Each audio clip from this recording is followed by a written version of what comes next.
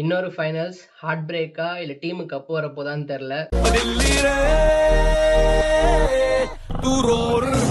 Cricket பார்க்கும் நல்லூர் அனைவருக்கும் என் இனிய வணக்கங்கள். எஸ் மக்களே, டெல்லி கேபிட்டல் பிரான்ச்சைஸ் இன்னொரு ஃபைனல்ஸ் போயிருக்கு. இந்த வாட்டி விமென்ஸ் பிரீமியர் லீக்ல finals RCB women's versus Delhi Capital women's.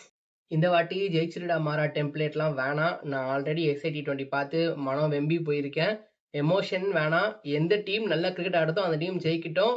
Delhi Capitals தோத்தாலும் நான் அதை அக்செப்ட் பண்ணிக்கிற மனசை தான் இருக்கேன். ஃபர்ஸ்ட் ஆஃப் ஆல், நாளைக்கு நடக்க போகிற ஃபைனல்ஸ் 11 தான் நான் இங்கே போட்டிருக்கேன். இதில் உங்களுக்கு ஏதாவது டிஃப்ரென்ஸ் இருக்குது, வேறு பிளேயர்ஸ் ஆடுவாங்க நினச்சிங்கன்னா அதை மறக்காமல் கமெண்ட் சொல்லிட்டு போயிடுங்க.